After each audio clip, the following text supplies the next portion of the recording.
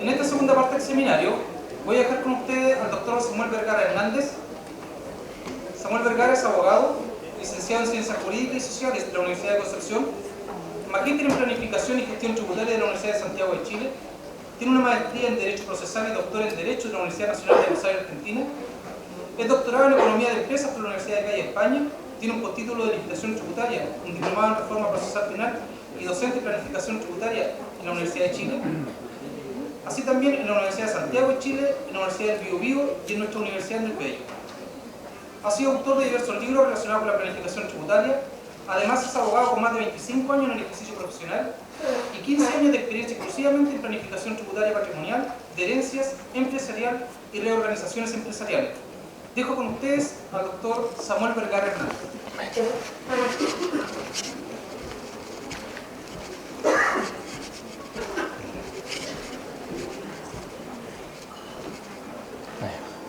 Bien. Buenas tardes.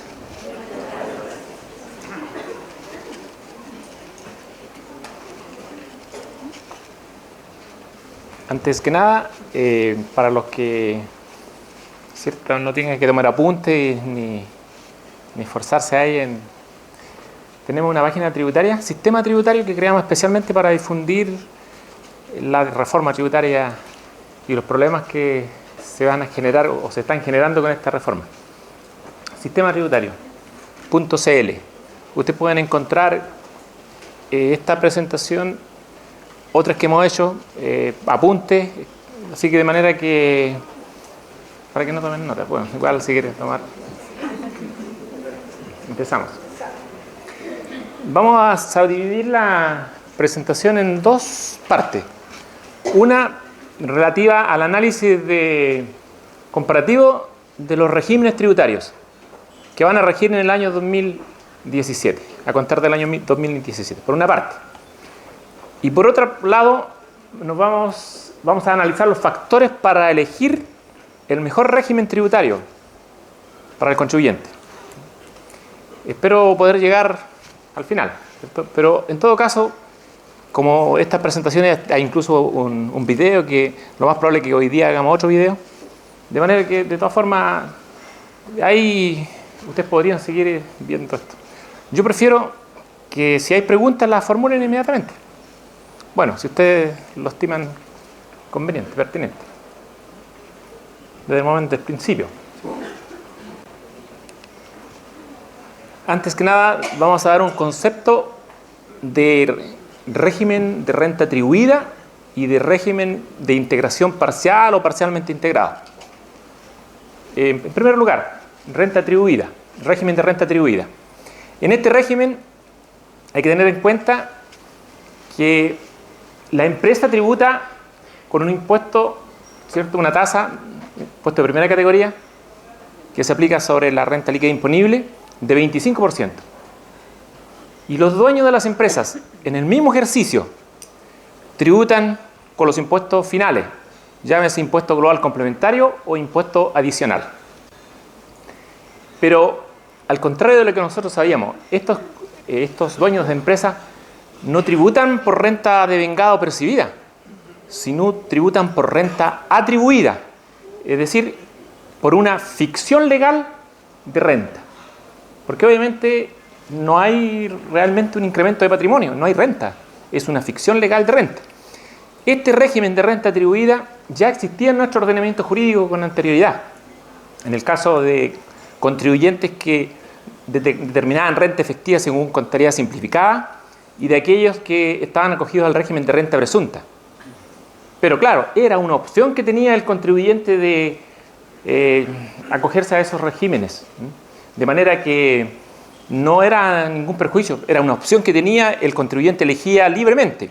Se pretendió inicialmente, pues obviamente al final no prosperó eso, pero se pretendía que este régimen de renta atribuida fuera el régimen general y que todos, en definitiva, las personas pagaran impuestos sobre esa base.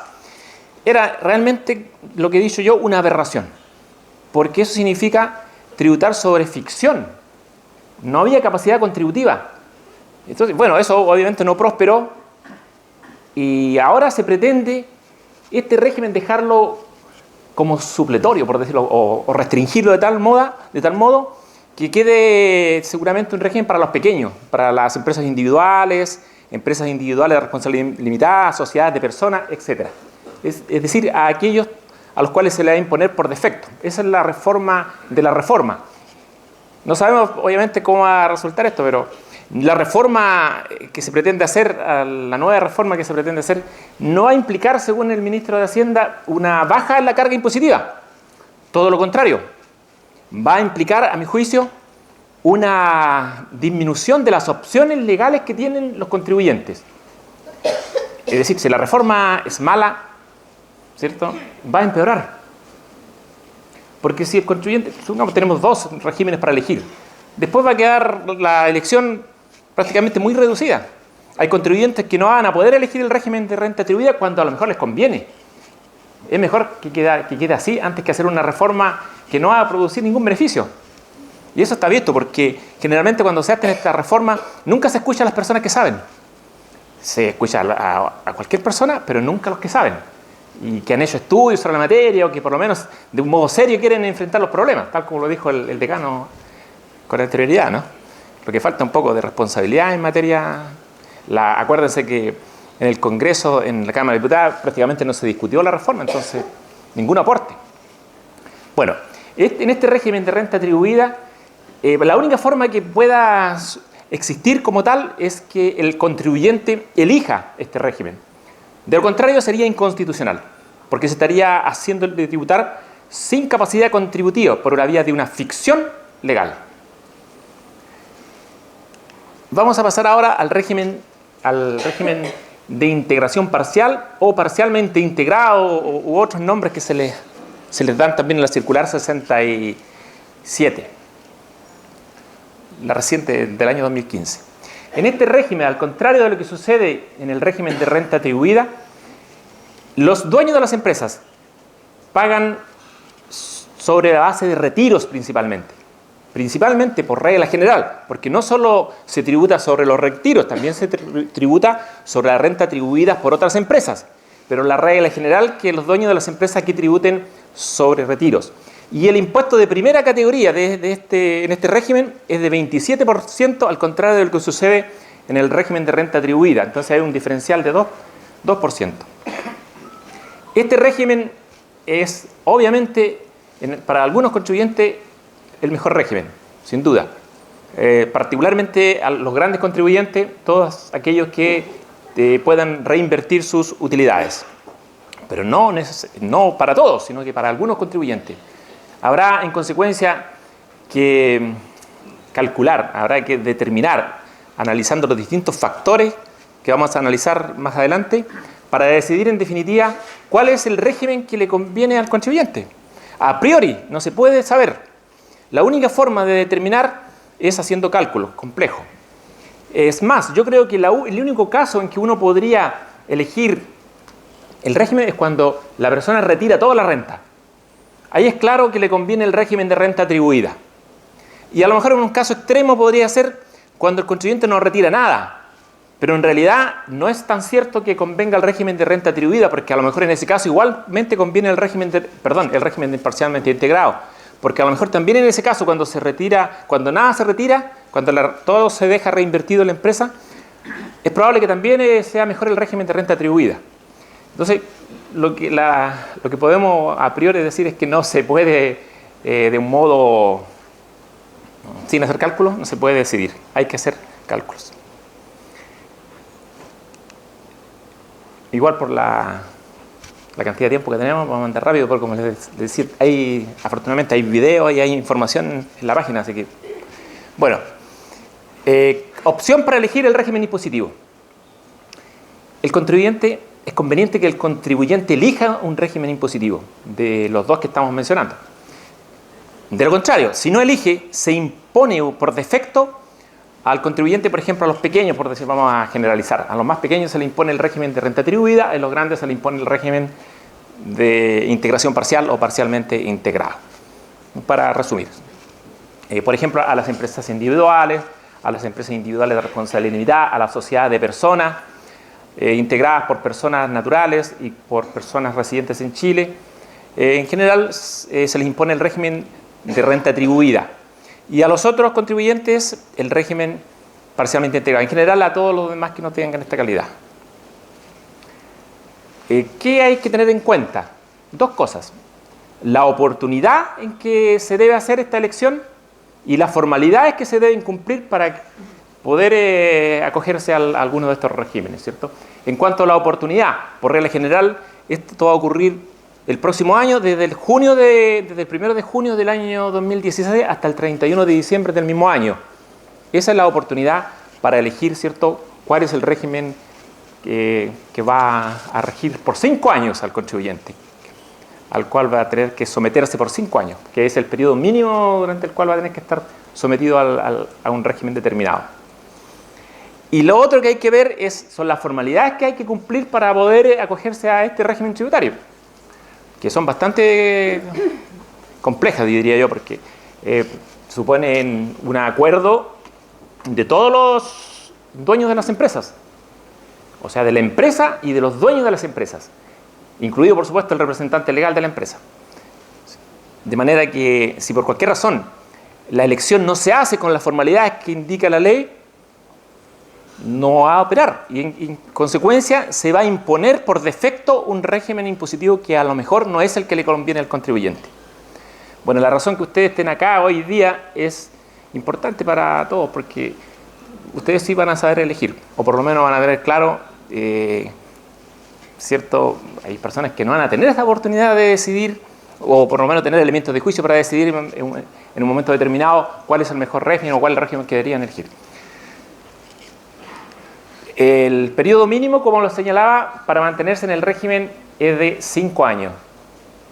Pero en principio no se podría cambiar de régimen, en principio. La verdad es que si uno analiza la norma, se le da la oportunidad al contribuyente de poder cambiar de régimen impositivo, en algunos casos excepcionales. Y por último, siempre existe la posibilidad de hacer término de giro y reiniciar nuevamente actividades con un nuevo régimen, sometido a un nuevo régimen. Eso es una garantía constitucional de desarrollar actividades, ¿cierto? Y uno obviamente elige cuándo desarrolla una actividad y cuándo la termina. De manera que esa es una posibilidad que existe. Bueno, y eso también va a depender del régimen al cual esté sometido. Porque en el caso, por ejemplo, del régimen de renta atribuida, prácticamente no podemos decir siempre, porque se está retirando la renta líquida imponible. Pero bien podría darse el caso que aparte de la renta líquida imponible, existan otras rentas que no están incluidas en la renta líquida imponible, pero que sí están afectadas a los impuestos finales. De manera que la renta atribuida no solo está conformada por el impuesto por la renta líquida imponible, sino también por otras cantidades que no quedan afectadas al impuesto de primera categoría, pero que sí están afectadas a los impuestos finales. Por lo tanto, los impuestos finales se pagan, llamémosle impuesto global complementario o impuesto adicional, se pagan no sobre la renta líquida imponible, se pagan sobre toda cantidad, ¿cierto?, que no sea capital, que no sea ingreso no renta o renta exenta o renta atribuida en el régimen de renta atribuida. De manera que en Chile hoy día los impuestos finales se pagan sobre la base de las utilidades financieras o de los incrementos de patrimonio, no solo sobre la renta líquida disponible. Es mucho más que eso. Factores que vamos a analizar sucintamente, por cierto, que es el sujeto pasivo, los hechos gravados, la base imponible, la tasa impositiva, la tasa de crédito por impuesto de primera categoría, el saldo acumulado de crédito, el crédito por impuesto de primera categoría, la determinación de la renta líquida imponible, el incremento por impuestos finales, débito fiscal por restitución de crédito, pago voluntario de impuestos de primera categoría, suspensión del pago de los impuestos finales, registros que deben llevar las empresas, orden de imputación de los retiros o distribuciones, cambio de régimen tributario, imposición del régimen a falta de elección, cantidades grabadas cuando se retiran, etc. Vamos a hacer un análisis comparativo, ¿cierto?, de cada una de estos factores y, por supuesto, como les decía antes, ustedes siempre tienen la posibilidad de, en caso de duda, preguntar inmediatamente o esperar al final, como quieran. Respecto del primer factor a considerar, el sujeto pasivo. ¿quién es el sujeto pasivo en el régimen de renta atribuida en primer lugar? Como les decía con anterioridad, no solo es la empresa, sino también los dueños de la empresa.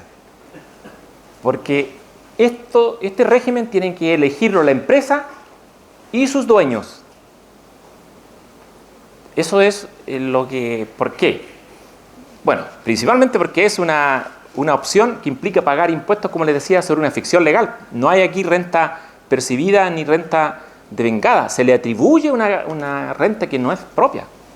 Incluso más, si en la circular 66 del año 2015 se obliga a pagar el impuesto final al nudo propietario, a aquel que no tiene el derecho de usufructo, no tiene el uso y el goce.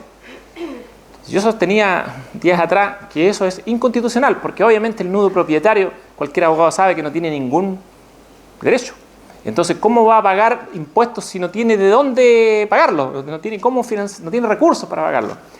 ¿Y de quién son los recursos? Del usufructuario. Entonces, se daría la inconsecuencia, ¿cierto?, de que, por un lado, se impone el impuesto al nudo propietario, que no tiene cómo pagarlo porque en realidad no tiene recursos para pagarlo, y después cuando se retiren las rentas, se las retira el dueño, el usufructuario, y van con crédito, pero ese crédito, ese impuesto no lo pagó el usufructuario, sino que lo pagó el nudo propietario. Entonces es una inconsecuencia. Yo creo que es una norma que incluso puede ser inconstitucional, porque obviamente se está obligando a pagar a una persona que no tiene por dónde. El nudo propietario, como les decía, bueno, es una cosa jurídica, no tiene en realidad ningún recurso para pagar ¿cómo se le va a obligar a pagar? ¿no? Sobre una ficción legal. Bueno, como les decía, esos son entonces los dueños de las empresas y la empresa. Esos serían los sujetos pasivos en este caso. Es probable que este régimen de renta atribuida se imponga, como les decía al principio, a los contribuyentes más pequeños, a los empresarios individuales, a las empresas individuales de responsabilidad limitada, sociedades de personas integradas solamente por personas naturales, etc., a los más chicos. Y el otro régimen, el de integración parcial, se imponga entonces a las grandes compañías, sociedades anónimas, sociedades de responsabilidad limitada, sociedades por acciones, etc. En este régimen de renta de integración parcial, el sujeto pasivo igualmente es la empresa y sus dueños. La empresa y sus dueños. Ahora, ¿qué empresas? Igual que en el caso anterior, las empresas que declaran renta efectiva según contabilidad completa. Solamente esas empresas pueden acogerse a este régimen y al anterior, al régimen de renta atribuida. Solamente el requisito es llevar contabilidad completa. Este es un factor. Vamos a ver entonces otro factor. Hecho grabado. Vamos a ver el hecho grabado tanto en el régimen de renta atribuida como en el régimen de integración parcial. ¿Qué es lo que se graba? En el régimen de renta atribuida se graba la renta atribuida en principio, o sea, o por regla general, renta atribuida, aunque no se retire, aunque no se haya percibido, aunque no se haya devengado o percibido, se atribuye por el solo hecho de ser dueño. Incluso, como les decía, se atribuye al nudo propietario. Pero no solo eso, sino que el dueño de la empresa no solo tributa por la renta que se le atribuye, también tributa cuando retira de la empresa o se le distribuyen utilidades de la empresa. Y esas utilidades son imputadas o imputables a un fondo de utilidades afectas a los impuestos finales, que la circular 66 y la 67 le llama RAI, rentas afectas a impuestos. ¿Y cómo se determinan en definitiva esas rentas afectas a impuestos? En resumidas cuentas, primero se compara el capital propio inicial con el patrimonio neto financiero. Capital propio tributario con el patrimonio neto financiero, lo que sea mayor. Y se deducen todas las cantidades que no pagan impuestos. Como por ejemplo, en el régimen de renta atribuida, la renta atribuida, porque se supone que ya pagó impuestos, los ingresos no rentas, las rentas exentas, el capital. Esas son las cantidades que no pagan impuestos. De manera que se toman, como les decía, el que sea mayor, capital propio tributario o patrimonio neto financiero, y luego se deducen ciertas cantidades. Las cantidades que no están afectas a impuestos. ¿Cuál es lo que no está afecto a impuestos? Repito, la renta atribuida, la renta exenta, ingreso no constitutivo de renta, y el capital, obviamente, debidamente reajustado, aumento, disminución, etc. Eso es lo que no pagaría impuestos. O sea, la diferencia sería entonces afecta a impuesto final. Y todo, cualquier cantidad. Y es más, si por cualquier razón se retira más de las cantidades anotadas en este registro RAI, que en el fondo es como el FUT, es como el antiguo FUT, ¿cierto? Este registro RAI, si por cualquier razón retiro más allá de lo registrado en él, igual debo tributar. La única forma de que no se tribute, que un dueño de empresa no tribute, es que se haga una disminución formal de capital. Si no se hace la disminución formal de capital, va a tributar. ¿Ustedes se acuerdan de cómo tributaban los socios, los accionistas de sociedades anónimas? En el régimen, bueno, que todavía no está rigiendo. Sobre utilidades financieras, ¿cierto? No solo sobre las utilidades tributarias, sino también sobre las financieras. Eso es lo mismo que rige hoy día. Y sobre cualquier cantidad, en definitiva, cualquier incremento de patrimonio, la forma como le estaba señalando. Pero, entonces, resumiendo, en el régimen de renta atribuida, por regla general se tributa sobre renta atribuida, o sea, que no está percibida ni devengada, pero por excepción se tributa también sobre los retiros que se efectúan cuando estos retiros resultan imputados a cantidades afectas a los impuestos finales, a un registro que se denomina RAI. Y eso, como les decía, la forma como de cálculo es por diferencial entre el patrimonio neto financiero o capital propio tributario, lo que sea mayor, y después se deducen todas las cantidades que no pagan impuestos. Algo similar ocurre con el otro régimen, pero igual es un poco distinto. ¿Qué pasa ahora con el régimen, los hechos grabados en el régimen de integración parcial? Al contrario de lo que sucede en el régimen anterior, que veíamos recién. Aquí, la regla general es que se tribute, los dueños de las empresas tributen sobre los retiros que efectúan, pero no sobre todos los retiros, sino sobre los retiros que efectúan y que son imputables a los impuestos finales, digamos, a rentas afectas a los impuestos finales. Bueno, y en primer lugar, por supuesto, pero no tributaría entonces cuando se hace un retiro, pero ese retiro es imputable a renta exenta o a ingreso no constitutivo de renta o a capital, ¿cierto? Pero lo normal va a ser entonces que se tribute cuando se retira y ese retiro sea imputable a rentas afectas a los impuestos finales, y sabemos que no estarían afectas a los impuestos finales las rentas exentas, los ingresos no constitutivos de renta y el capital.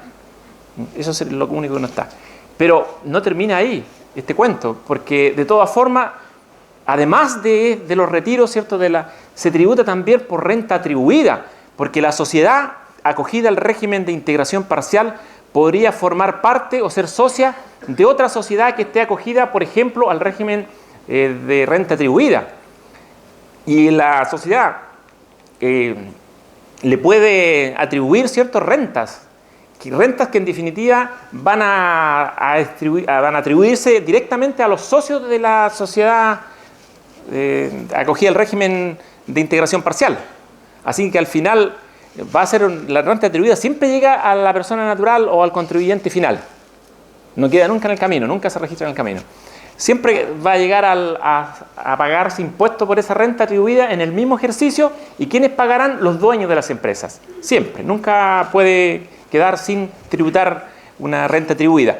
Entonces, resumiendo, las empresas acogidas en régimen de integración parcial, o más bien los dueños de estas empresas, tributan por regla general sobre los retiros cuando estos retiros se imputan a cantidades afectas a los impuestos finales.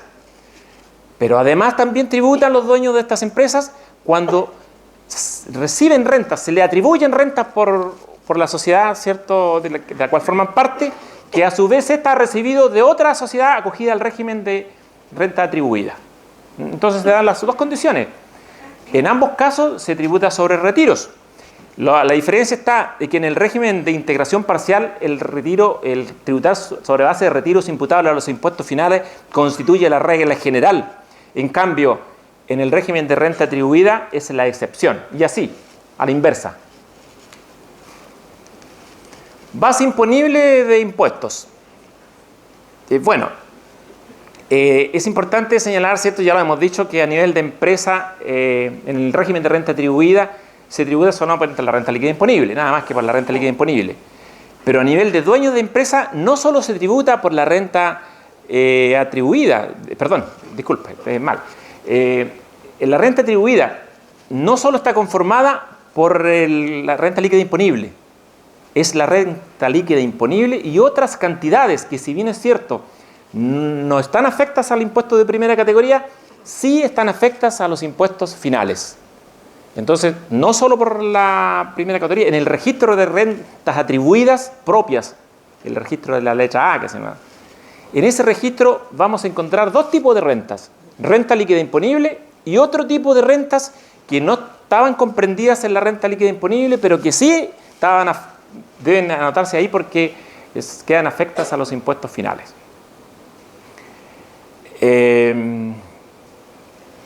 Lo que le decíamos, lo que señalaba, ¿cierto?, la forma de que en este régimen de renta atribuida igual se tributa por los retiros.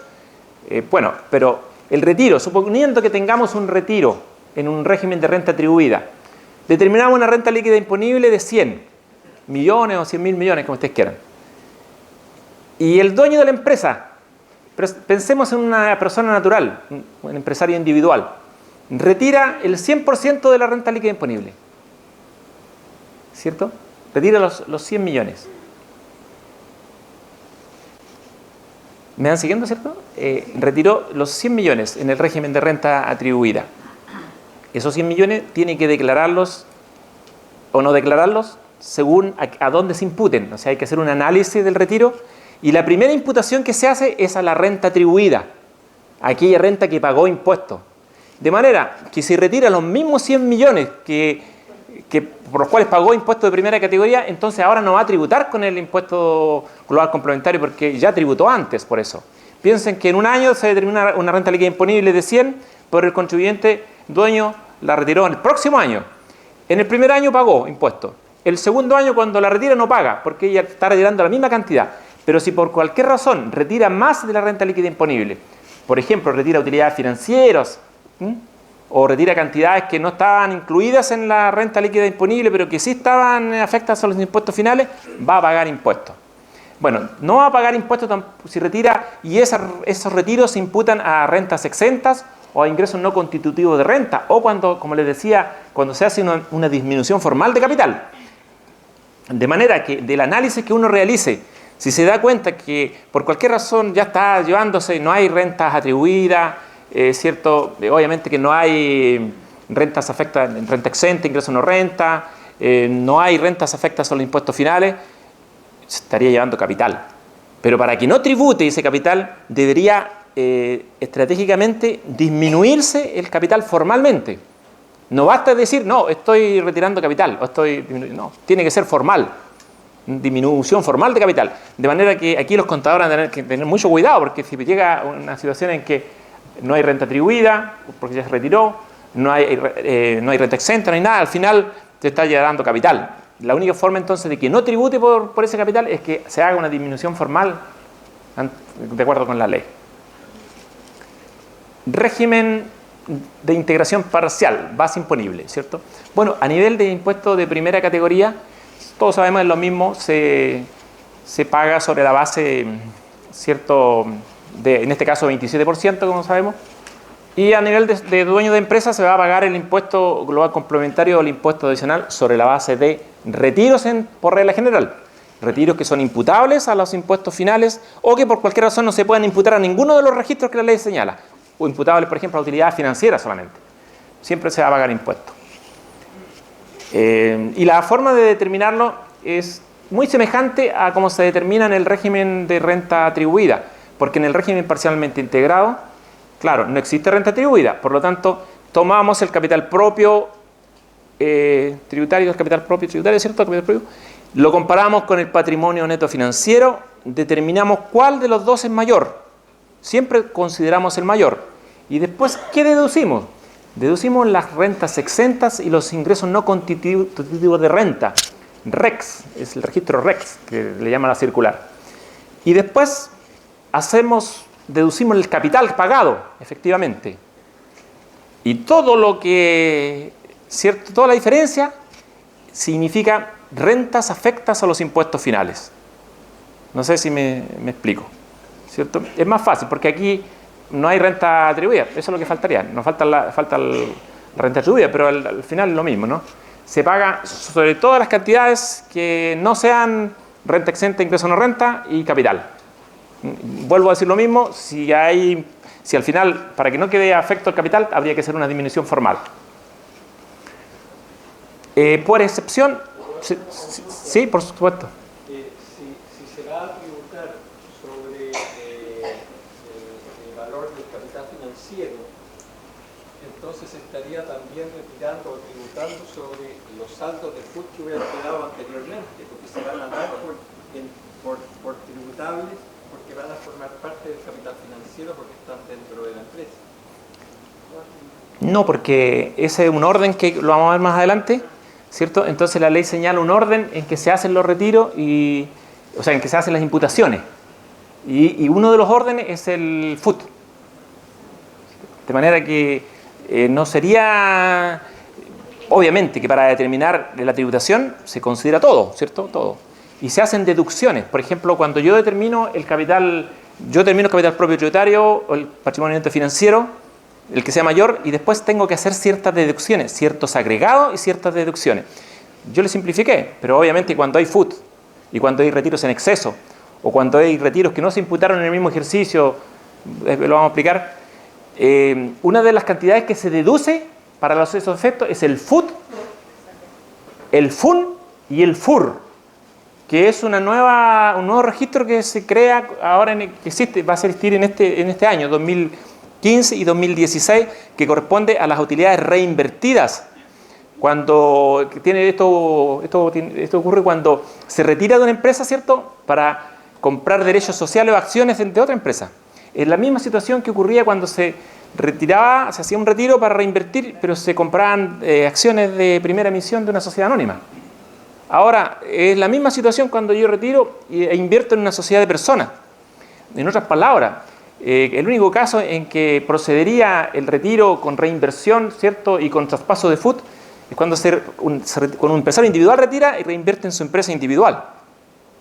Pero si yo retiro de una sociedad en este periodo, de 2 años, y reinvierto en una sociedad, ahí lo que hay es, se sale el FUT de la sociedad a la cual yo hice el retiro, pero no ingresa al FUT de la sociedad que recibe la utilidad, sino que queda ahí, ¿cierto?, en el FUR, que es un registro Fondo de Utilidades Reinvertidas.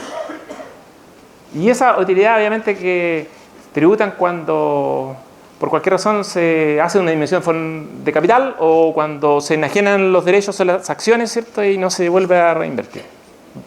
Así que en el fondo, no sé si respondí su pregunta, pero en principio, para determinar esta cantidad afecta a los impuestos finales, se deduce el FUT, el FUN y el FUR. Eso no quiere decir que no tributa, pero para los efectos de determinar, lo que pasa es que son registros distintos. Por un lado tenemos un registro, por ejemplo, en el régimen de renta atribuida, pensemos. En el régimen de renta tenemos un registro de las rentas atribuidas propias, las que se generan como consecuencia particularmente de la renta líquida imponible y de todas aquellas cantidades que, no obstante no estar formando parte de ella, sí quedan afectadas a los impuestos finales. Después viene un registro que se llama REX, que es el registro de las rentas exentas en ingreso no renta. Y otras cantidades también, porque ahí la circular 66 incluyó a las rentas que atribuidas de otras empresas, también las incluyó ahí. Después tenemos el registro de las rentas afectas a los impuestos finales. Tenemos el registro FUR, que recién estábamos mencionando, el registro FUN, Y no sé si se me estaba olvidando una, creo que están todos estos registros que en definitiva son registros que cuando hay imputaciones a ellos hay tributación, pero el orden en que ocurre es lo que estábamos señalando. Entonces yo me gustaría que después lo vamos a ver, yo creo, con más calma para que al final ojalá que se pueda explicar esto más fácilmente. Bueno, deducciones. Esto lo agregué, la presentación anterior generó bastante interés en la audiencia, digamos, las personas que estaban fue una charla que dictamos hace poquito, la semana pasada. Y esto generó mucho interés, como digo. ¿En qué consiste? Yo diría que este sistema tributario, así como quedó, es muy bueno para las pymes. Hay que ser honrado. Y las pymes salieron favorecidas por los beneficios tributarios que tiene. Si bien es cierto que se suben los impuestos a las empresas ¿cierto? de 20 a 25 o de 20 a 27, pero no es menos cierto que a las pymes se le otorgan beneficios tributarios como por ejemplo una deducción de la base imponible. Si se eligiera el sistema de renta atribuida, se puede deducir de la base imponible, de la renta líquida imponible, una cantidad igual al 20% de la renta no retirada. 20% de la renta no retirada. Por ejemplo, si la renta fueran 100 millones de pesos y la persona no retirara nada, se van a deducir de la renta líquida imponible 20 millones de pesos. El 20%. Con un tope de 4.000 unidades de fomento. Más o menos 100 millones de pesos. Para que se puedan acoger a este régimen, tanto en el régimen de renta, se puede acoger tanto en el régimen de renta atribuida como en el régimen de integración parcial. El requisito es no tener ingresos promedios del giro que superen las 100.000 unidades de fomento. De manera que si un contribuyente está en esa situación de que sus ingresos promedios de los últimos 3 ejercicios no han superado los 100.000 unidades de fomento, es un contribuyente que es beneficiario de esta deducción que puede hacer a la renta líquida imponible. Y en el caso de las empresas acogidas al régimen de integración parcial, la deducción de la base imponible o de la renta líquida imponible no es de 20%, sino de 50%. Y si ustedes consideran que una empresa que realmente no se retira o se retira muy poco, la deducción, el impuesto se reduce a la mitad. Y eso ocurriría, bueno, obviamente como decimos tenemos un tope porque el beneficio se concede primero cuando los ingresos promedios no superen las 100.000 unidades de fomento, que son como 2.500 millones. Y además el beneficio se concede con un tope hasta 4.000 unidades de fomento, que son más o menos 100 millones. Pero si uno dijera, ¿pero hasta cuándo me conviene? Yo creo que el ideal es 300 millones. O sea, una renta líquida imponible de 300 millones se estarían recuperando los 100 millones que la ley contempla como máximo.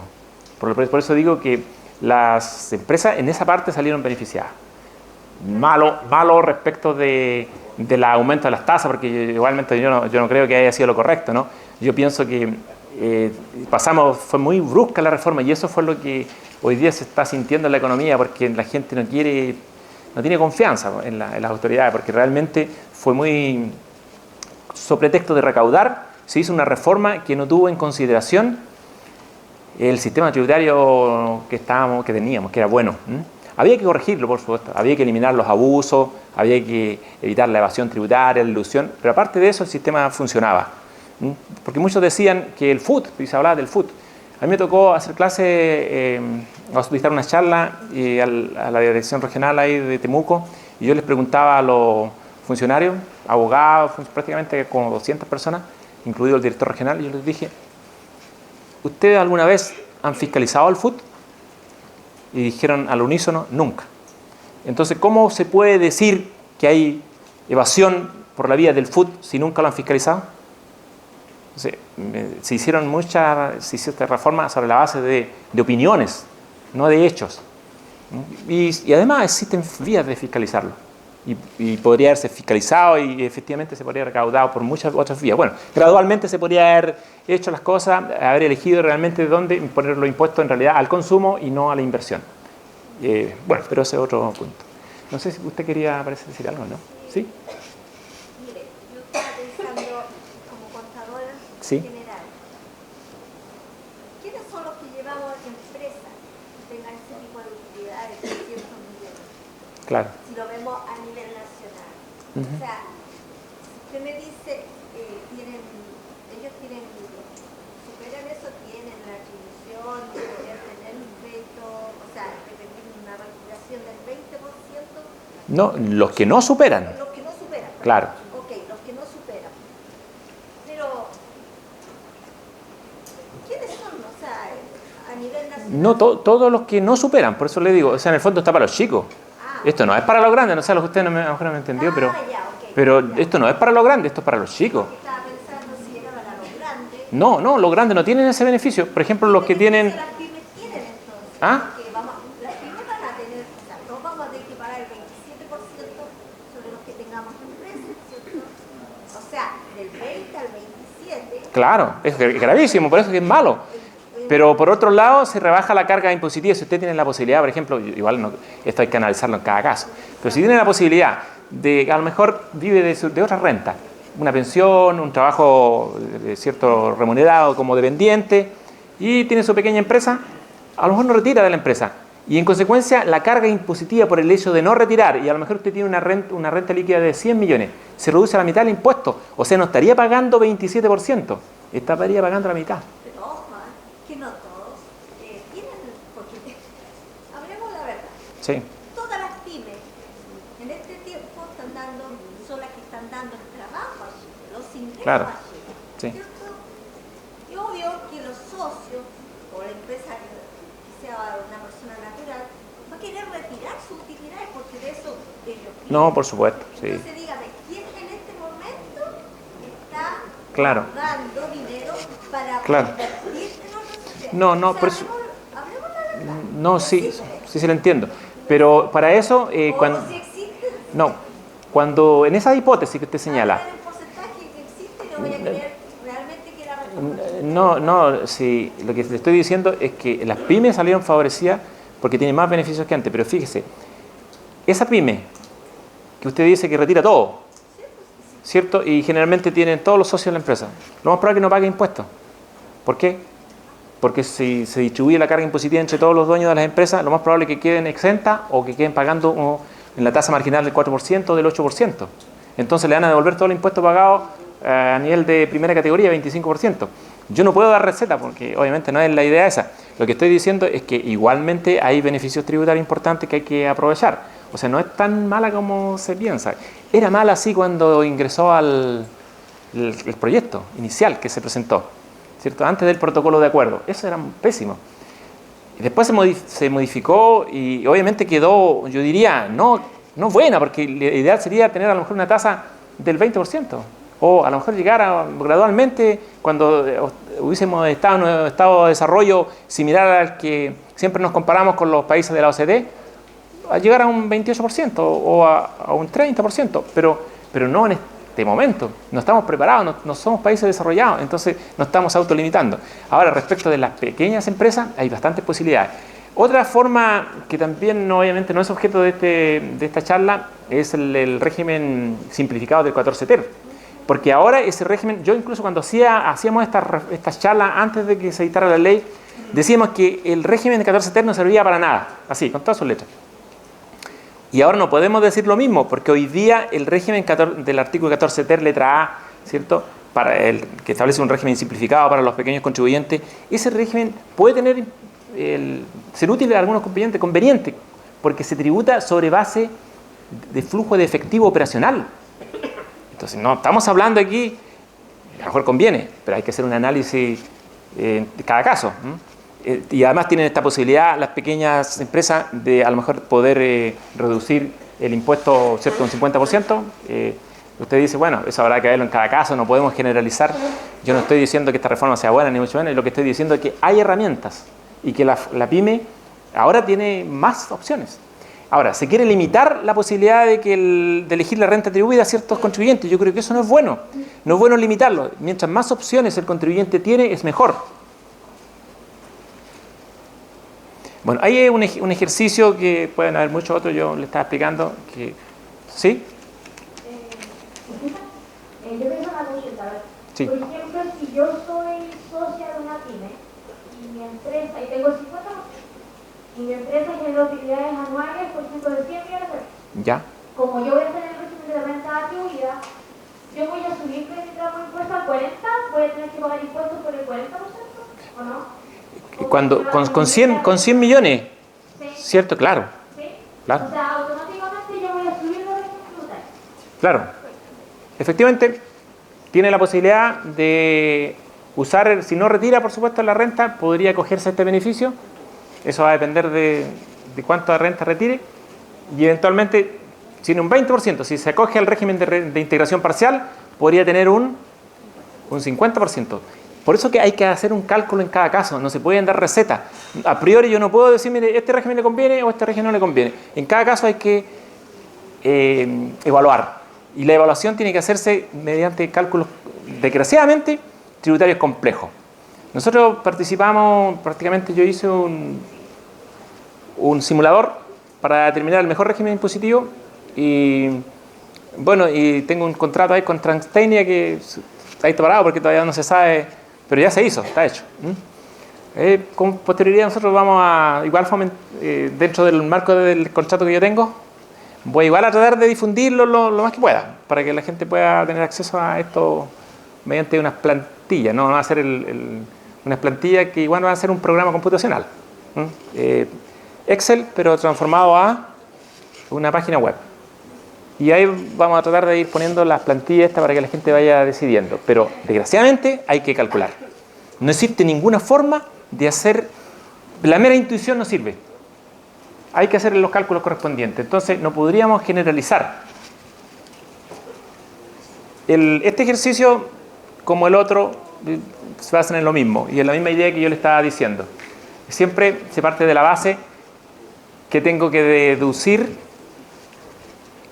una cantidad que no puede superar las 4.000 unidades de fomento y que es equivalente al 20% de la renta no retirada.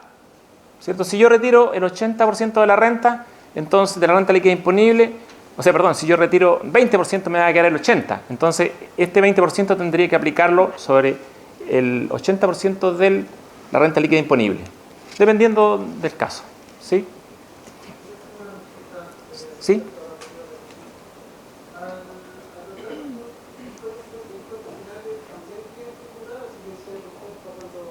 Es que no lo escucho muy bien, disculpe. Ahí tenemos un micrófono.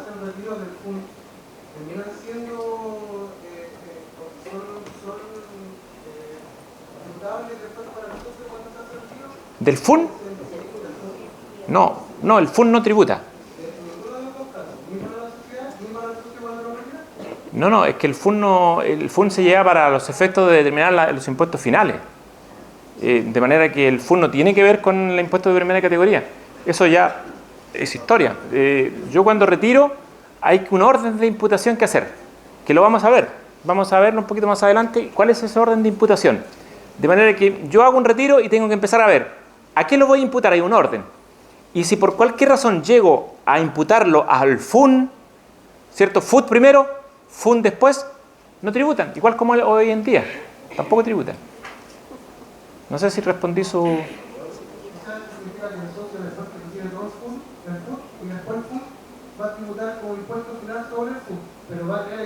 No, mire, no, lo que pasa es que depende del régimen, voy a explicar después, los órdenes no son los mismos, cambian los órdenes, pero si llega un momento en que se termina el FUN, ¿cierto? Vamos al FUT, termina el FUN, en algunos casos está el impuesto, el RAI, que es rentas afectas a los impuestos finales de acuerdo con la nueva normativa. Va a quedar afecto a impuestos. Y si por qué razón, después de hacer todas las imputaciones a los registros mencionados, no puedo imputarlo a ninguno de ellos, igual tributo. Porque la idea ahora es que todo tributa, sea utilidad financiera o sean incrementos de patrimonio. Dicho con otras palabras, ¿qué no tributa? Bueno, en el caso, el FUN no tributa, por supuesto. Si hay una imputación a FUN no tributa. No tributan las rentas exentas, ingresos no rentas imputadas a un registro nuevo que se llama REX, que es el que va en cierta forma a sustituir el FUN. No tributan las rentas atribuidas porque ya tributaron. Entonces, y no tributa el capital. Todo lo demás tributa. Tributa entonces las utilidades imputables al registro FUT, imputables al registro RAI, que es rentas afectas a los impuestos finales, ¿cierto? Y tributa cualquier otra cantidad que en definitiva no se impute a ninguno de los registros, o sea, por defecto siempre tributa. Esa es la norma hoy día. No sé si respondí la pregunta.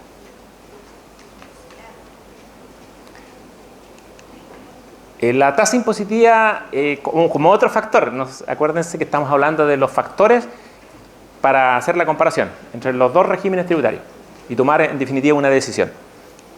Bueno, como decía antes, la diferencia está en 2 puntos, no es mucho. No es mucho, yo diría que a nivel de impuestos de primera categoría, ¿cierto? A nivel de impuestos finales sí es importante la diferencia. ¿Por qué? Porque a nivel de impuestos de primera categoría se paga 25 o 27% según el caso. Pero en el régimen de renta atribuida yo no tengo la posibilidad de suspender el pago de los impuestos finales. En cambio, en el régimen de renta atribuida, en el régimen de integración parcial o parcialmente integrado, yo puedo suspender el pago de los impuestos finales. ¿Qué significa eso? Que solamente cuando retire pago el impuesto final, ¿cierto? Antes pago el 27%. Por lo tanto, hay un ahorro de impuestos por diferimiento de 8% más o menos. 8. Ustedes piensen que ese 8% invertido, porque la idea es que se invierta en la misma empresa. Ahora, a contar del 2017 en adelante, no existen las reinversiones en otra empresa. Desaparecen. O sea, las reinversiones hoy día se pueden hacer con limitaciones, por supuesto, durante el 2015 y durante el 2016. El 2017 ya no existen las reinversiones, por lo tanto, le vamos a llamar reinversión solamente a aquellas cantidades que no se retiran de la empresa, que como sabemos tienen algunos beneficios tributarios como el señalado anteriormente. No sé si se entiende eso, ¿no? Bueno, no sé, pero se me fue la idea, ¿no? De lo que quería decir. Ahí la retomamos. En el otro factor es el saldo acumulado de crédito, un factor importante al momento de tomar conocimiento. Lo que sucede es que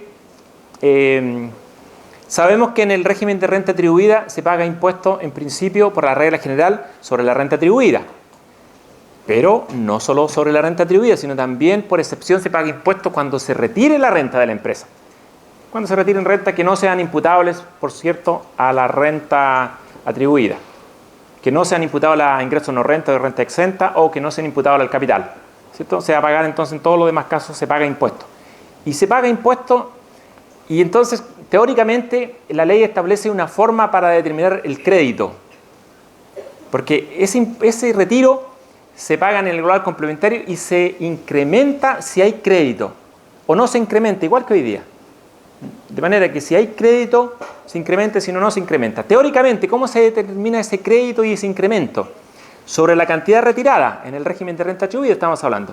Sobre la cantidad retirada yo aplico un factor que resulta de dividir 25 por 75. Voy a resumir, 25 por 75. El que quiera ver más información sobre la materia puede consultar la circular 2 del año 2015. En el fondo ese factor, según el Servicio de Impuesto Interno, es con 6 decimales. Y se aplica entonces ese factor sobre el retiro, el monto de retiro de la distribución, y esa va a ser la cantidad de crédito teórico o de incremento teórico. ¿Por qué digo teórico? Porque no necesariamente va a ser en la práctica una realidad. Digo esto porque teóricamente se puede determinar, por ejemplo, un crédito de 20 millones. ¿Y cómo vamos a ver entonces si vamos a tener esos 20 millones de crédito? Consultando un registro de créditos un saldo acumulado de crédito, un registro especial que deben llevar las empresas que tributan bajo el régimen de renta atribuida y que también deben llevarla las empresas que tributan bajo el régimen de integración parcial. En ambos casos se lleva el registro. Obviamente que está conformado por distintos elementos, pero en ambos casos se lleva. Y este registro de saldo acumulado de crédito que tienen las empresas que están acogidas al régimen de renta atribuida tiene la particularidad de que el impuesto que se anota en este registro no es de primera categoría. Es un impuesto por regla general por término de giro. Y creo que el único impuesto que no lo está establecido en la ley, sino que indirectamente el servicio ha interpretado, que es el impuesto que pagan los inversionistas chilenos en el extranjero, cuando remesan, cuando traen sus utilidades al país, el impuesto que pagaron en el exterior se debería anotar en este registro. Y ese sería un impuesto de primera categoría, si pudiéramos llamarle de primera categoría. Pero los demás son impuestos por término de giro. Por ejemplo, cuando cambia el régimen tributario, se cambia de un régimen de integración parcial a un régimen de renta atribuida.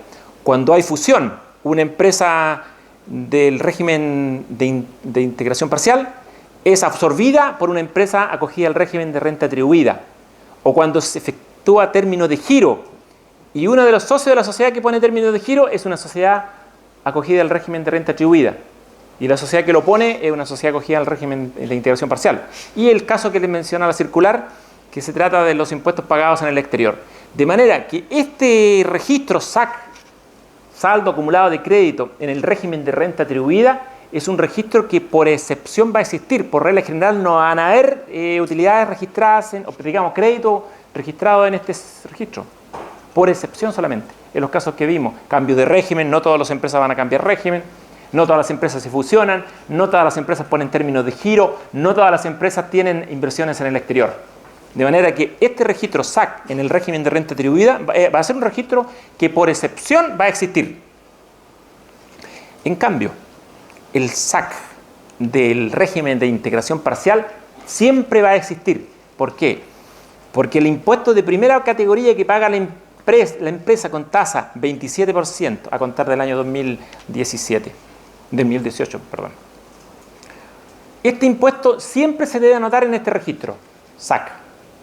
¿Cierto? Y este impuesto por regla común, digamos este crédito, será un crédito por impuesto de primera categoría sujeto a restitución. ¿Por qué digo sujeto a restitución? Porque en el nuevo sistema que se crea, ¿cierto? El contribuyente, si bien es cierto que en principio le dan un crédito del 100% del impuesto de primera categoría al contribuyente final, al dueño de la empresa, pero lo obligan a restituir un 35% de ese crédito. En consecuencia, el crédito por impuesto de primera categoría resulta ser de un 65% nomás, ¿cierto? Entonces, la restitución, por eso se dice crédito de primera categoría sujeto a restitución. Un débito, ¿cómo se restituye? A través de un débito fiscal que constituye un mayor impuesto global complementario. ¿Cierto? Esa es la forma como. Entonces, en este registro siempre va a existir, y también puede darse el caso excepcional, muy excepcional, que en este registro hayan utilidad, digamos, crédito que no esté sujeto a restitución. Pero situaciones muy excepcionales. La tasa de crédito por impuesto de primera categoría, en cierta forma ya la dijimos, ¿cierto? Cuando a nivel, por ejemplo, en el caso de renta atribuida, en el caso de renta atribuida se aplica la tasa directamente sobre la renta atribuida. Se entiende que hay renta bruta, renta atribuida. No hay entonces un incremento aquí. Se toma la tasa, por ejemplo, 25% se aplica directamente sobre la renta atribuida. La renta líquida disponible, en otras palabras, se atribuye a los distintos dueños de las empresas en la proporción que corresponda, y sobre esa cantidad, esa proporción atribuida, se aplica la tasa, nada más simple que eso. En cambio, cuando en este régimen de renta atribuida se hacen retiros, y estos retiros en definitiva resultan imputados a registros, al registro de rentas afectas a impuestos finales, el registro de la letra D, ¿ya? En ese caso sí hay crédito e incremento cuando en el registro que veíamos antes, ¿se acuerdan? El SAC existiera, pero por lo común yo les decía que no va a haber. ¿Por qué? Porque supone cambio de régimen tributario, fusión, término de giro y tener ciertas inversiones en el exterior por las cuales se hayan pagado impuestos. De manera que eso normalmente no va a existir. En consecuencia, teóricamente, se va a hacer el cálculo de la forma como se indica, dividiendo 25 por 75. Se determina un factor que se aplica sobre el monto del retiro. Después vamos a ver en el registro de saldo acumulado de crédito si existe alguna cantidad. Y si existiera, bueno, y hasta el monto que exista. Supongamos que yo determino 50, que el incremento y el crédito es por 50 millones. Voy al saldo acumulado de crédito y hay 10 millones. Bueno, el crédito solamente está el monto de 10 millones. Y si por cualquier razón no existiera ninguna cantidad, no hay crédito. O sea, en esta hipótesis no hay crédito. Tratándose del régimen parcialmente integrado de integración parcial, por el contrario, generalmente sí va a haber crédito. ¿Y cómo se determina este crédito y este incremento? Dividiendo, ¿cierto? 27 por 73, el factor con 6 decimales se aplica sobre el monto del retiro. Y esa es la cantidad entonces por incremento y por crédito. Lo mismo que ustedes saben que han hecho como contadores, que lo siguen haciendo y lo van a seguir haciendo. Esto no cambia en nada. Solamente varía el factor, ¿no? Y si se trata de renta atribuida que viene de otra empresa, porque como les decía, en el régimen de parcialmente integrado, de integración parcial, no solo se tributa por retiros. La regla general es que se tribute por retiros imputables a los impuestos finales, pero excepcionalmente se puede tributar también por rentas atribuidas de otra empresa, que es por el hecho de ser socia la empresa sometida al régimen de integración parcial, tiene que atribuir a sus dueños, porque en la renta atribuida siempre se atribuye a sus dueños. Y recuerden, la renta atribuida no solamente proviene del régimen de renta atribuida, que es que estamos analizando conjuntamente con el otro, o comparativamente, sino que la renta atribuida también proviene o puede provenir de las rentas presuntas, de rentas determinadas según contabilidad simplificada, mediante contabilidad simplificada, del régimen simplificado del artículo 14 ter letra A. En todos esos casos, o sea, en todos los casos que no se lleva contabilidad completa, hay entonces un régimen de renta atribuida. En todos esos casos. Y en todos esos casos también, ¿cómo se determina el crédito? Aplicando, ¿cierto?, directamente la tasa sobre el monto de la renta atribuida. Y incluso en el régimen de integración parcial. Porque como les digo, en ambos casos se dan las dos hipótesis, pero una constituye la regla general y la otra la excepción. Esa es la gran diferencia. Bueno, crédito por impuesto de primera categoría, régimen de renta atribuida, ya lo dijimos, ¿cierto? El crédito es equivalente entonces a la cantidad a la cantidad que resulta de aplicar sobre la renta atribuida la tasa. En cambio, en el caso del régimen de integración parcial, la tasa se aplica de la forma como vimos. ¿Cómo se aplica? Dividiendo 27 por 73. Y ese factor se aplica en consecuencia sobre el monto del retiro imputable a los impuestos finales. Y eso nos dará entonces el crédito y el incremento correspondiente. Renta líquida imponible, régimen de renta liquida.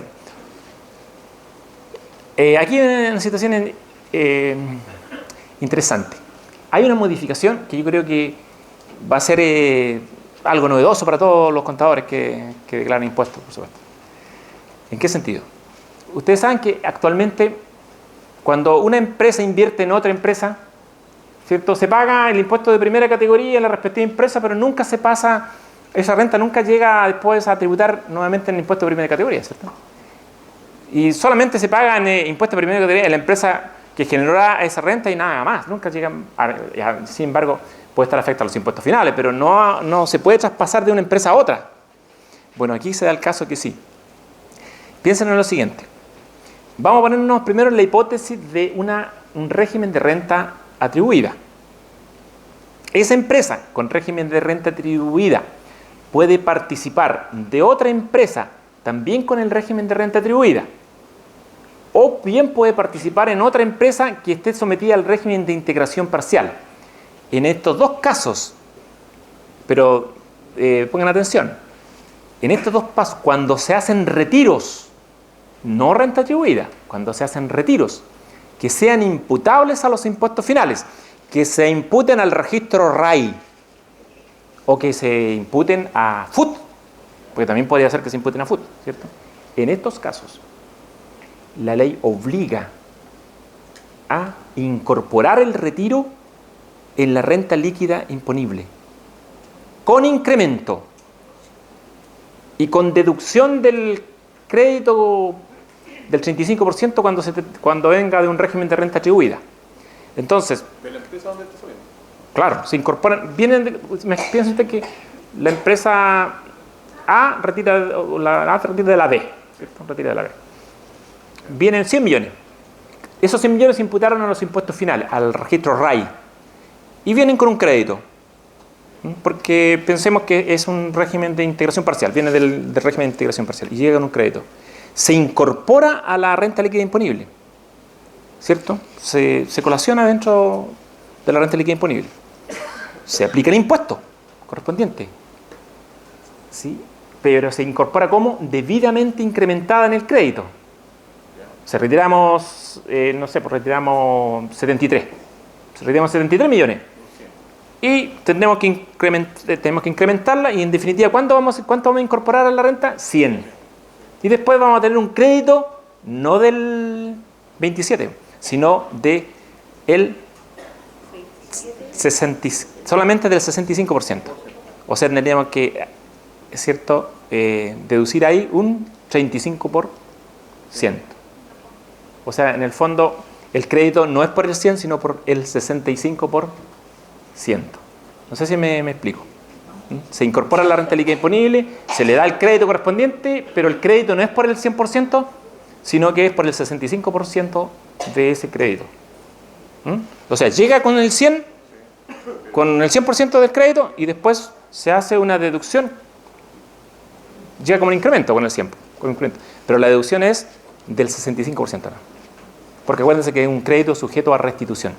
Hay una excepción a este caso, que es algo curioso que hay que tener en cuenta y por lo demás puede resultar muy beneficioso. Cuando se trata de empresas que tienen pérdidas, ¿cierto? Y que participan de otras empresas, cualquiera que sea el régimen tributario, sea régimen de renta atribuida en todos los casos en que hemos analizado, o bien sea una empresa sometida al régimen de integración parcial, de cualquiera que sea esta renta. Por lo tanto, las rentas que llegan por renta atribuida o por renta percibida, según el caso, se compensan con las pérdidas que existen en la empresa socia, ¿cierto? Se compensa en ese nivel. Y la compensación se produce, pensemos que viene de un régimen de integración parcial. Entonces viene el retiro, ¿cierto? Con su crédito, con un crédito, en el incremento, digamos, viene incrementada, lo que vimos recién, 100. Y se compensan con la utilidad y da derecho a recuperar el 100% del crédito. No el 65%, el 100%. Eso no está en la ley. Pero es una buena interpretación del servicio. Como es una buena interpretación del servicio, obviamente que nadie se va a oponer porque no hay ninguna conculcación de garantía constitucional ahí está respetándose plenamente la ley, la interpretación del servicio se hizo y bienvenida sea, y entonces hay que aceptarla como es, ¿no? Es una posibilidad entonces que surge a futuro de poder relacionar empresas, pensar en eso, porque es la posibilidad de recuperar el impuesto del FUT.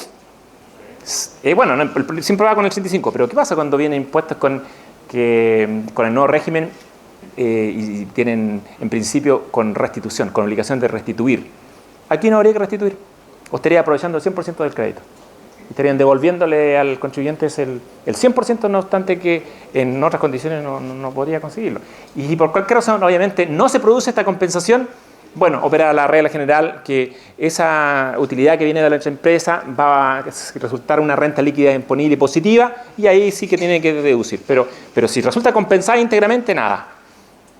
Ahora, hay una particularidad, que la compensación de utilidades con pérdida se puede producir en dos situaciones. dentro de la renta líquida imponible o fuera de la renta líquida imponible. Porque como les decía anteriormente, las cantidades que vienen de otra empresa puede ser renta atribuida o puede ser renta de retiro, del régimen de integración parcial. Entonces, si es de renta atribuida, ¿cierto? No ingresa nunca a la renta líquida imponible. Por lo tanto, la compensación siempre tiene que hacerse afuera de la renta líquida imponible, fuera de ella. Y cuando la cantidad ingresa a la renta líquida imponible, la compensación se hace adentro. No obstante que, según la circular del Servicio de Impuesto Interno, hay que hacer ahí un análisis previo para determinar el impuesto a recuperar. Pero es por esa finalidad, porque después, derechamente, ingresa en la renta líquida imponible y por esa vía se compensa. Pero cuando no es así, cuando no, por ejemplo, todos los casos de renta atribuida, y no digo todos los casos, porque también hay casos de renta de retiros, de régimen de integración parcial, porque piensen ustedes en la siguiente hipótesis. De una empresa sometida al régimen de integración parcial, participa de otra empresa sometida al régimen de integración parcial.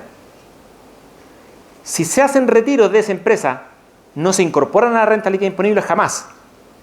La única forma de incorporar esos retiros a la renta líquida imponible de la empresa sometida al régimen de integración parcial es que provengan de un régimen de renta atribuida. Por lo tanto, ahí se daría un caso en que vienen de un régimen de renta atribuida y llegan a otro régimen de renta atribuida y nunca va a producirse la compensación a nivel de renta líquida imponible, sino que la compensación tendría que producirse de utilidades con pérdida fuera de la renta líquida imponible. Pero en ambos casos surge el derecho, ¿cierto?, a solicitar la devolución total del crédito por impuesto de primera categoría. No sé si me estoy yendo demasiado al detalle, no sé, pero ¿sí? La circular las instrucciones respecto de los regímenes impositivos están 66 tratándose del régimen de renta atribuida y 67 tratándose del régimen de integración parcial. Son circulares de 70 páginas aproximadamente, bastante detallistas, digamos, bien extensas. Desgraciadamente intentaron hacer un manual, pero ¿quiere que le diga una cosa? No le resultó. O sea, se quedaron en el camino. Es que no era para 70 páginas, era para 200 páginas con ejercicios. Bueno, los que quieran ver ejercicios, hay 12 ejercicios que hicimos, ¿cierto? Y que están con las circulares. Pueden consultarlo en el sistema tributario.cl para los que quieran ahí interiorizarse un poco más de cómo funciona el sistema. Las circulares también tienen ejercicios, pero la verdad es que les faltó explicación.